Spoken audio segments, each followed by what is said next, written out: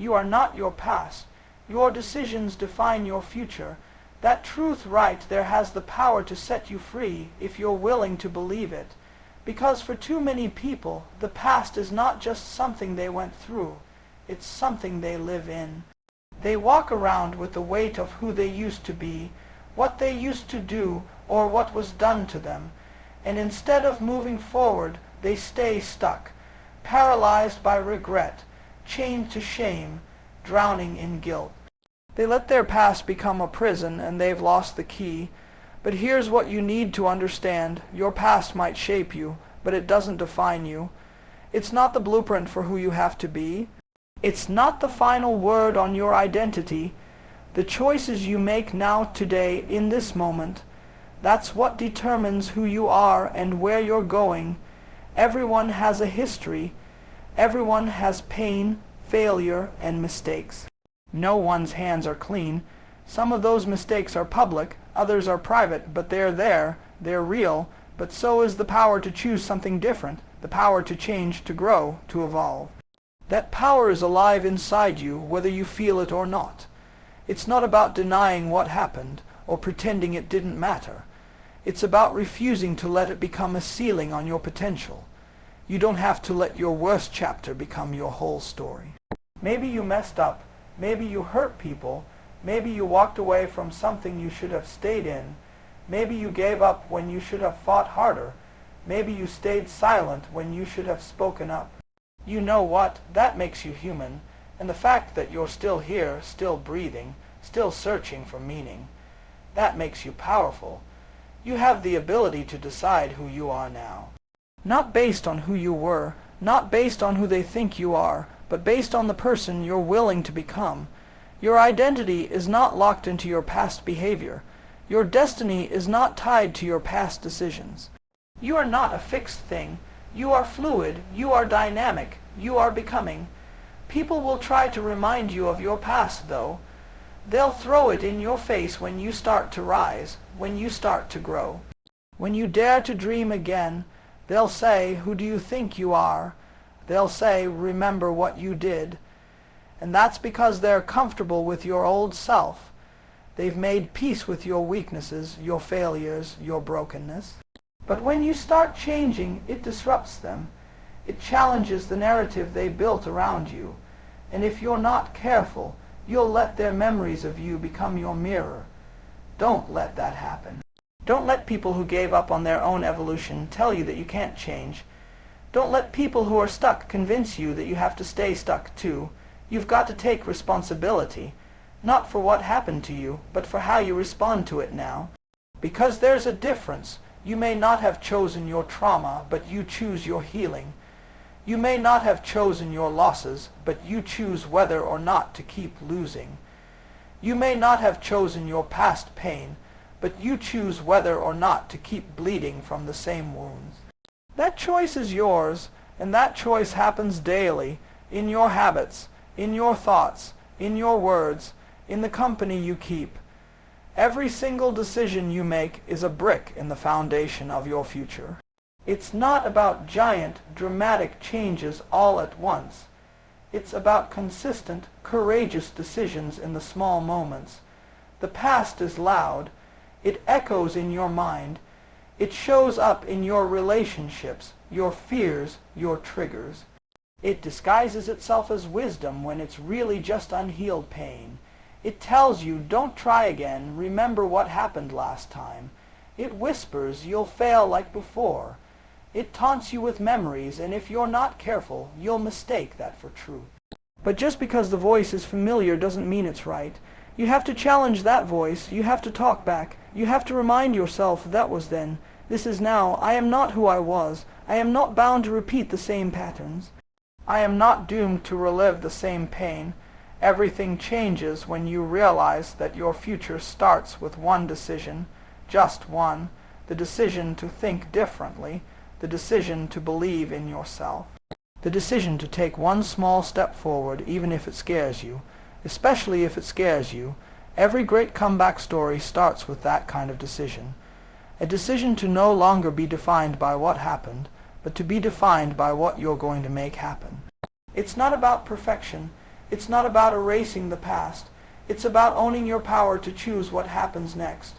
You can take the pain and use it as fuel. You can take the lessons and turn them into wisdom. You can turn your wounds into purpose. But that doesn't happen automatically. It happens when you stop letting the past write your narrative. It happens when you stop seeing yourself as broken and start seeing yourself as becoming. You may have grown up in a home that didn't love you right. You may have been abused, neglected, overlooked. You may have been taught that your dreams didn't matter. You may have never been told you were enough. And that's hard, that's real, but it doesn't have to be your truth forever. You can reparent yourself. You can reprogram your mind. You can reintroduce yourself to the world as someone who has decided to live on purpose, not by accident. You can choose who you become starting now. The past is a place of reference, not residence. Don't live there. Don't pitch a tent in your pain. Don't keep reliving the same movie expecting the ending to change. You are not the victim of your story. You are the author. You can write a plot twist. You can flip the script, but you have to make that decision, and then another, over and over again. People might doubt you. You might even doubt yourself. But the process of changing your life is built on decisions, not feelings. You won't always feel strong. You won't always feel motivated. But you can still choose discipline. You can still choose growth. You can still choose to show up differently. Because every time you make a choice aligned with your future, you step further away from your past. The world may remember who you were. But you get to decide who you are. You get to define who you're becoming. You get to wake up and say, I'm not that person anymore. And not because you're pretending, not because you're ignoring reality, but because you're committed to creating something new. That's your power, that's your freedom, and it starts the moment you realize that what happened yesterday doesn't have the authority to dictate what happens next. Silence the noise, amplify your inner voice. There's a lot of noise in this world. Loud, constant, relentless noise. Opinions flying at you from every direction. Expectations being shoved down your throat. Social media telling you who to be, how to act, what success looks like. Friends trying to mold you. Family projecting their fears onto you. Society drawing invisible lines around your potential. And if you're not careful, that noise becomes your truth. It drowns out your instincts, mutes your desires, and buries your authentic voice under layers of influence. The longer you listen to it, the more disconnected you become from who you really are. Most people don't even realize how loud the world is until they try to hear themselves think. Try sitting in silence for 5 minutes. Just 5, no music, no phone, no scrolling, just you alone with your thoughts. For many people it's uncomfortable. You know why? Because they're not used to listening to themselves. They've been trained to look outward for answers, for guidance, for validation. They don't trust their inner compass because they've never used it. It's like a muscle that's gone weak from disuse, but that muscle is still there. That voice is still in you. It's been whispering all along. It's just been buried under the noise. You've got to make a decision to turn the volume down on the world so you can turn the volume up on your soul. Because deep down, you already know what you want. You already know what matters to you. You already know the direction your life is meant to take. But the noise has you second, guessing. It has you hesitating. It has you compromising. You're trying to please everyone else, impress people who don't even know you, live up to standards that don't fit you. And in the process, you've silenced the one voice that actually matters, your own. It starts young. As kids, we're told to be quiet, to sit down, to follow the rules, to not rock the boat, to do what's expected. And if we do speak up, if we do stand out, we get labeled difficult, rebellious. Too much, not enough, so we learn to dim our light to fit in. We learn to look for permission before we speak, before we act, before we dream. And then we grow up and wonder why we feel lost, why we feel stuck, why we can't hear ourselves think. It's because we were never taught to value our own voice. But that changes when you make a decision to listen, not to the noise, but to you, to your intuition, to your inner knowing. That voice that whispers, "This isn't right." That feeling in your gut when something's off. That fire in your chest when you're doing something you love. That stillness that washes over you when you're in alignment. That is your truth, and it's been there all along. You don't need to find it. You need to remember it. The world will always have something to say. People will always have opinions. They'll try to define your worth based on their lens. They'll try to control your choices to make themselves more comfortable. They'll say, "That's not practical. That's too risky. You're not qualified. That's not who you are." And if you don't know who you are, you'll believe them. You'll start adjusting your dreams to fit their expectations. You'll start shrinking your voice to match their comfort zones, and eventually you won't recognize yourself. You'll be living a life built on noise, not truth. But when you quiet the outside, you start to hear the inside, and what you hear might scare you at first. It might tell you to walk away from something that looks good on paper. It might tell you to start over, to say no, to take a leap, to speak up, to stop pretending, to tell the truth. And that's why so many people keep the noise going. They don't want to hear that voice, because the inner voice doesn't play it safe. It doesn't settle, it doesn't lie to you.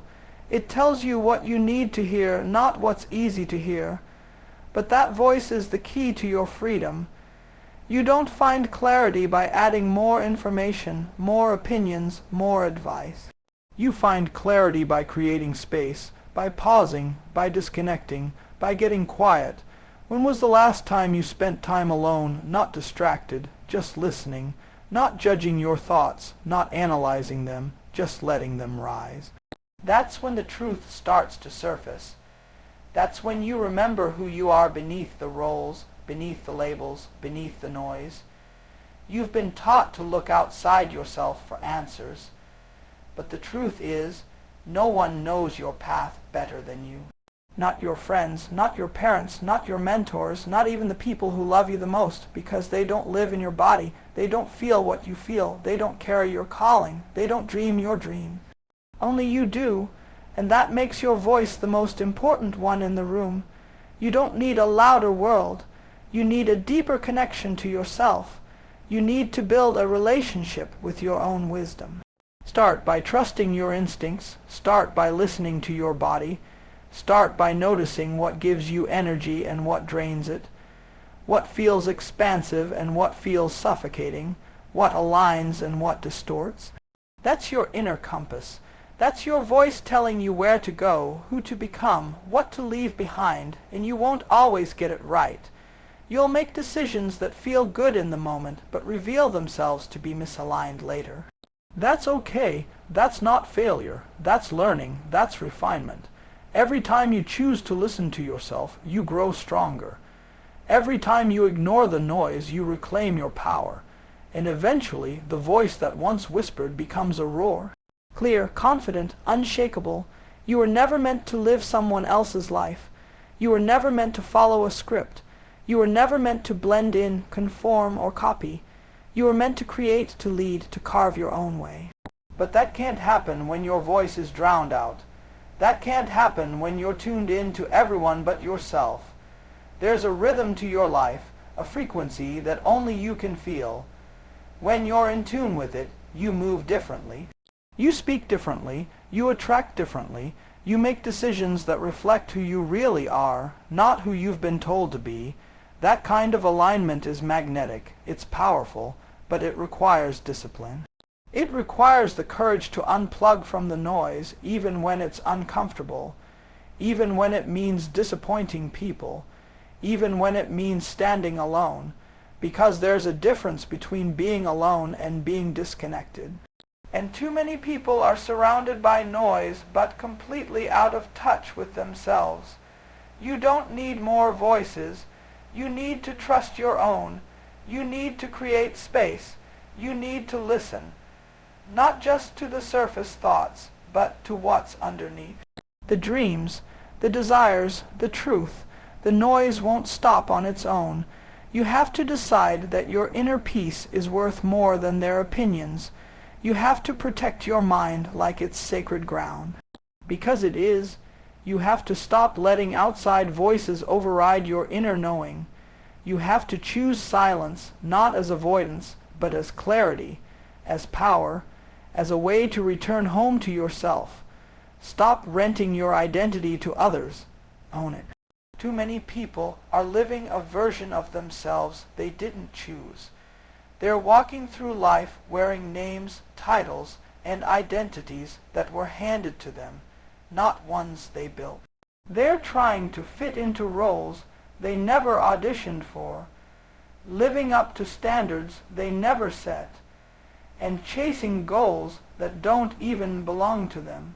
It's like giving someone the keys to your house and letting them rearrange the furniture, paint the walls, throw away your favorite things, and then wondering why it doesn't feel like home anymore.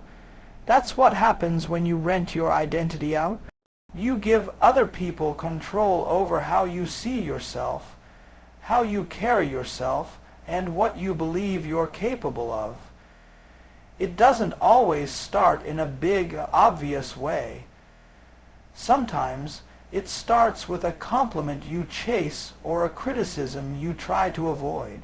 You start doing things to please, to impress, to stay accepted. You start adjusting parts of yourself, bending, shifting, twisting, editing. You say yes when you want to say no. You stay quiet when your voice is begging to be heard. You agree with things that don't sit right in your gut just to keep the peace or to be liked. And little by little, piece by piece, you disconnect from your real self. You don't even notice it at first because you're still functioning. You're still successful, productive, present, but you're not whole, you're not free. You're living in a borrowed identity, and deep down, you know it doesn't fit. People will try to tell you who you are. Sometimes with good intentions, sometimes out of their own fear. They'll say you're the responsible one, you're the shy one, you're the strong one, you're the black sheep, you're the problem, you're the peacemaker, and so on. And if you're not grounded, you'll take it in, you'll accept the label, you'll adjust yourself to fit it. You'll say, well, I guess that's just who I am. But it's not. It's who they needed you to be. It's who they decided you were based on a snapshot of your life, not the whole picture. And the more you live inside that version of yourself, the harder it is to remember who you really are. You can't blame people for trying to define you. That's what the world does. It wants to put you in a box. Boxes make people feel safe. If they can label you, they can categorize you. They can control how they interact with you. But the truth is, you were never meant to fit in a box. You were never meant to shrink to fit someone else's comfort. You were meant to expand, evolve, grow, and become more of yourself, not less. And the only way to do that is to take back ownership of who you are. Ownership means you stop performing for approval. You stop molding yourself to be palatable or easy to understand. You stop asking people for permission to be you. You stop apologizing for evolving. You stop feeling guilty for wanting something different. You stop negotiating your identity for connection, because the right people won't need you to do all that. The right people will see you and accept you as you are. The people who expect you to stay in a role, to stay predictable, to stay safe for them, those people don't love you. They love the version of you they created. And once you start stepping into your truth, they may not stick around. That's okay. When you own your identity, you give yourself the freedom to explore who you really are beneath the roles, beneath the labels, beneath the expectations. You start asking different questions. Not what do they want from me, but what do I want for me, and not how do I make them proud, but what makes me proud, and not how do I stay acceptable, but how do I feel aligned. You shift the focus inward. You get honest with yourself.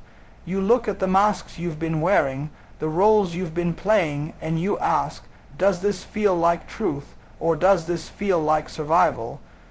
Because there's a big difference between who you had to become to survive and who you're meant to be to thrive. Many of us developed identities as a response to pain. We became caretakers because no one else would care for us. We became perfectionists because mistakes weren't safe. We became people pleasers because conflict meant danger. We became invisible because being seen meant being judged. But those identities were built in reaction to our environment, not from the core of our being. They were armor, they were protection, but armor gets heavy. And eventually, if you want to grow, you've got to take it off.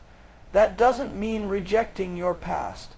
It means reclaiming your power to choose. It means saying, I'm not that scared kid anymore. I'm not that version of me that had to perform for love. I don't have to hide to feel safe. I don't have to earn my worth. I already have it. That's what ownership looks like. It's a shift from reacting to creating, from proving to being, from surviving to living, and it starts with one decision. I will no longer let anyone else tell me who I am. This is your life. You get to decide what values guide you, what dreams you chase, what boundaries you set, what energy you allow, what truth you live, and it's not a one-time decision. It's a daily practice. Because the world will keep trying to sell you a version of yourself that's easier to digest. Every time you say no to that version, you're saying yes to your real self.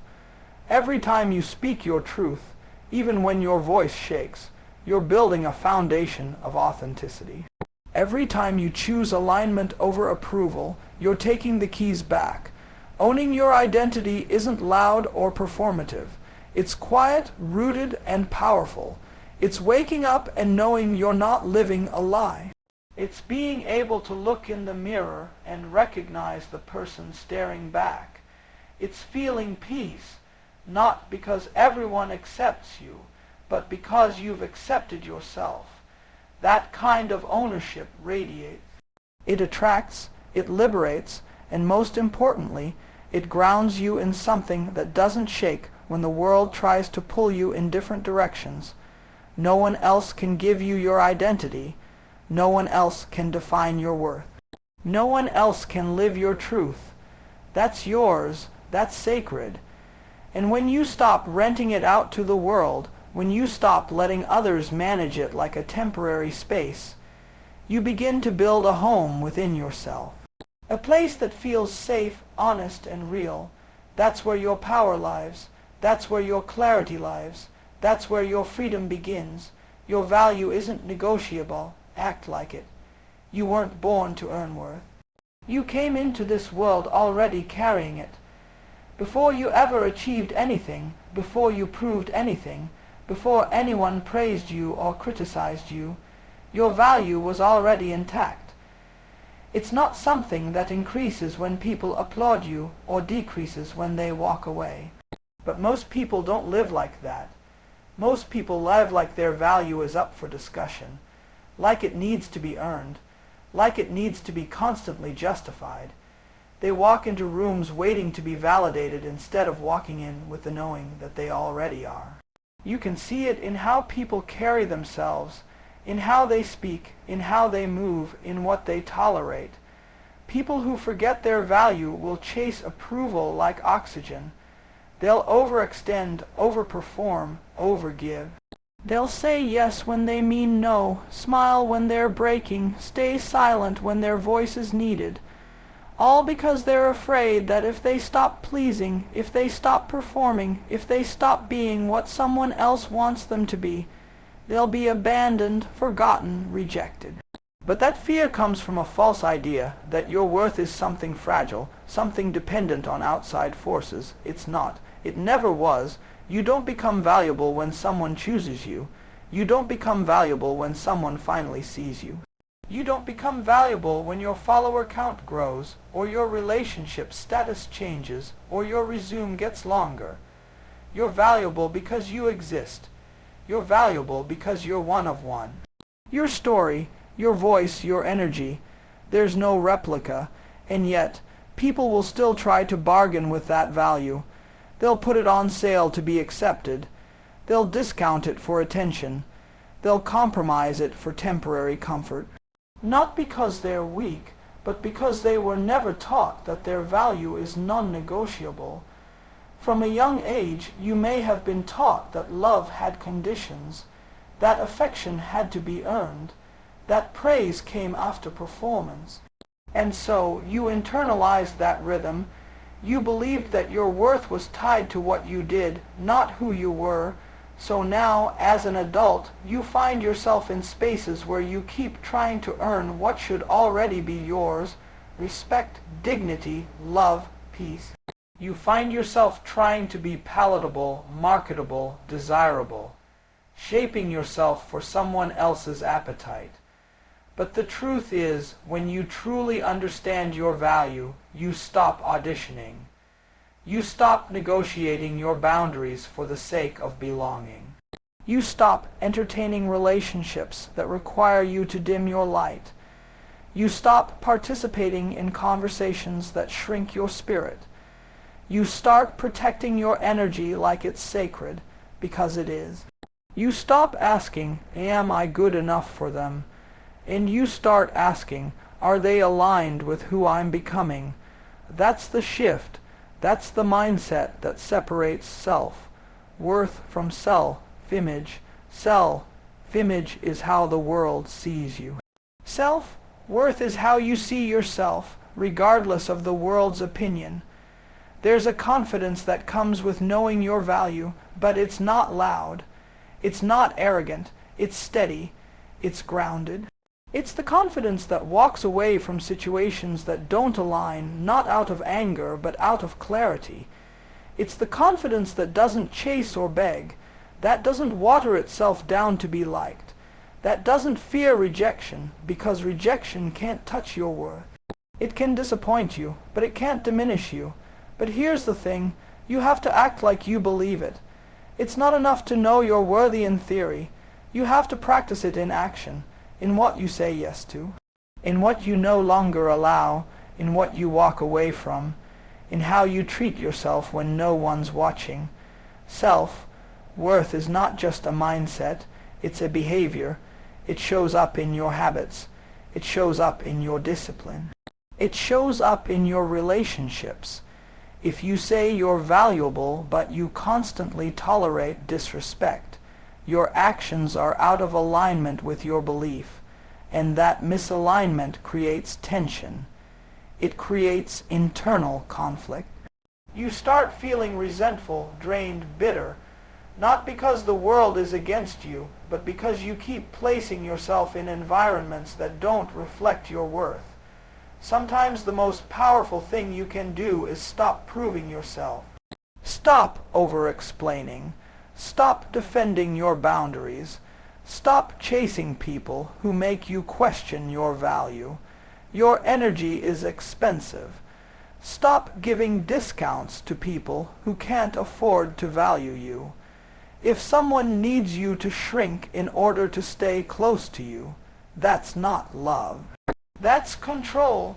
If someone only celebrates you when you're doing what they want, that's not respect.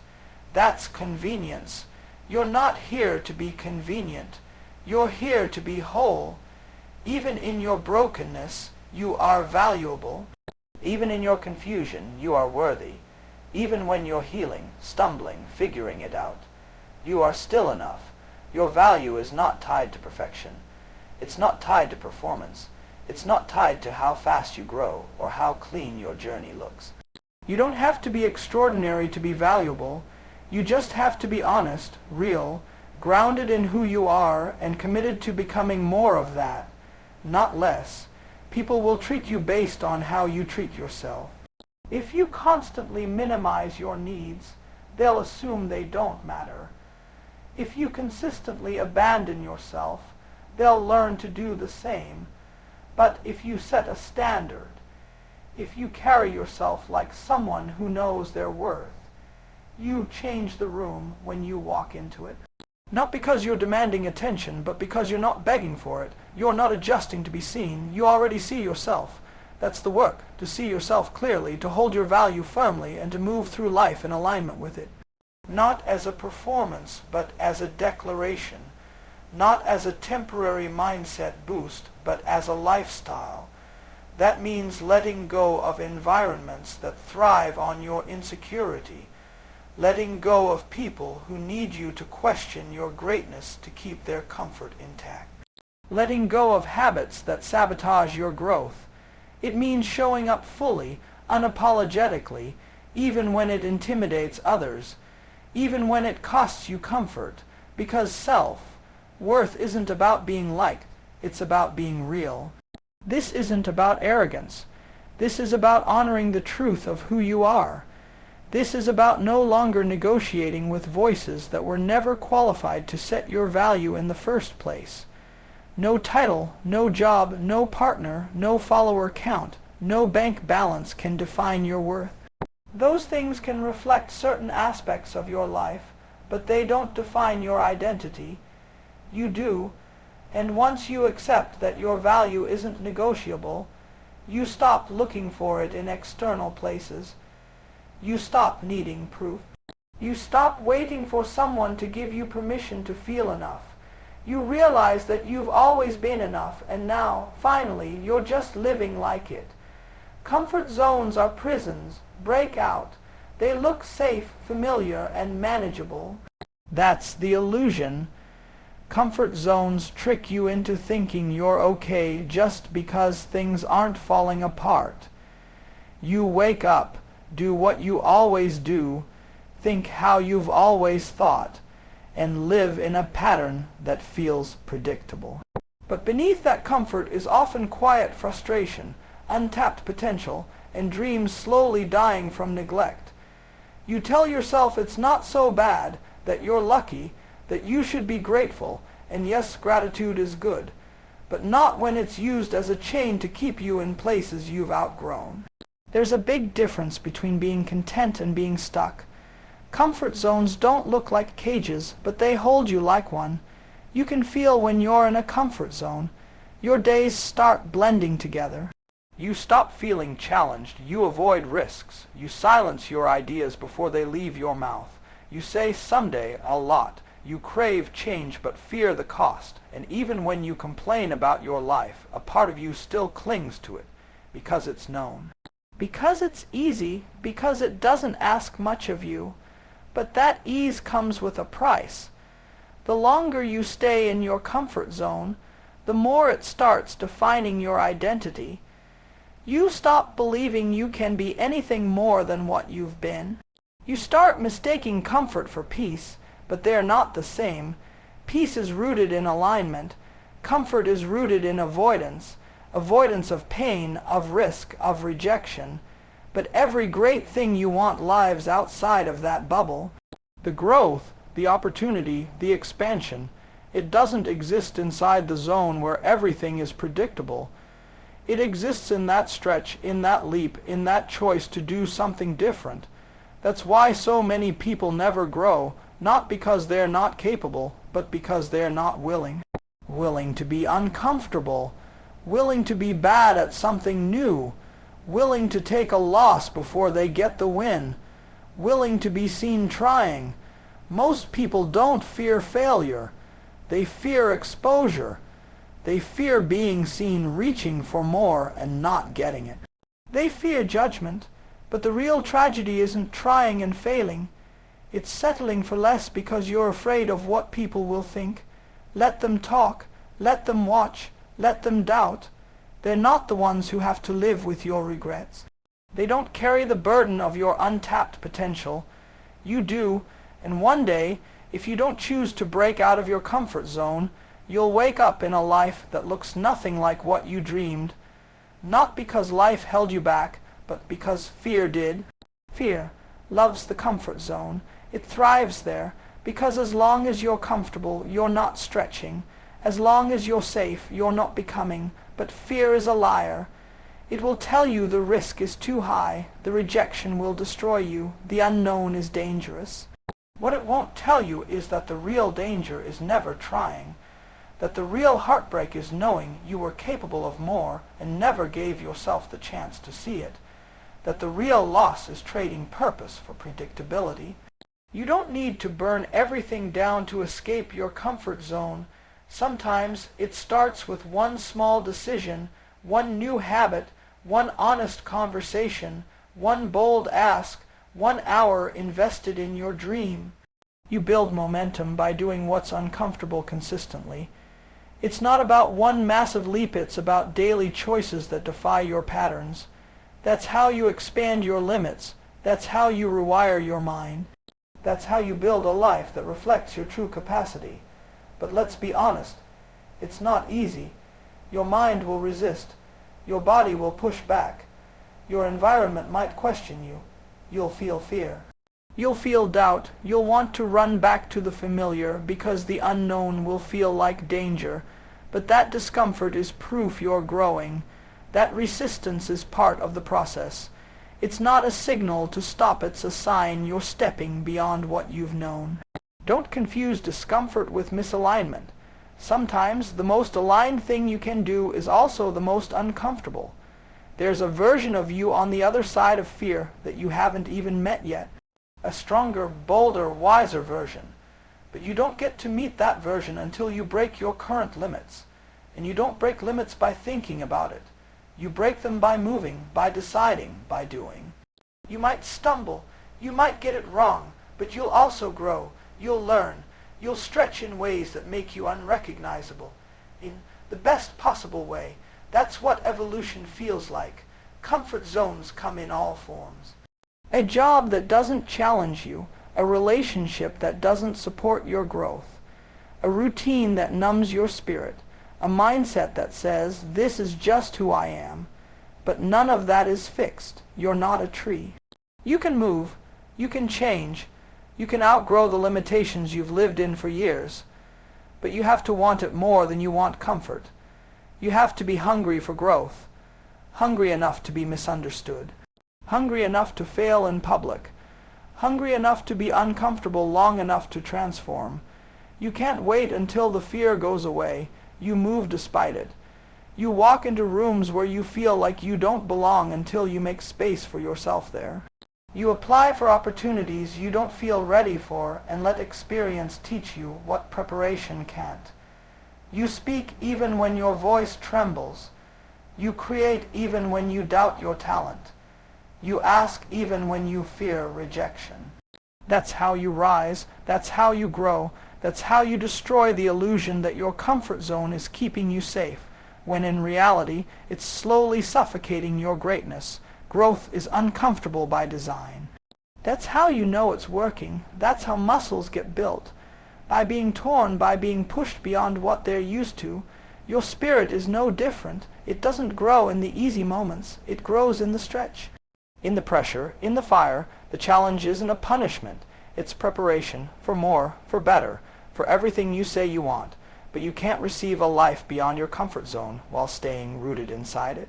Every person you admire, every success story you look up to, started with someone who got uncomfortable, who decided the pain of staying the same was greater than the fear of change, who walked away from the familiar, not because it was unbearable, but because it was no longer enough.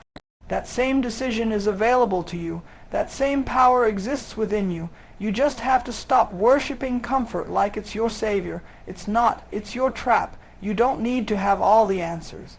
You don't need to feel ready. You just need to move to act. To trust that the version of you that's ready for more will meet you along the way.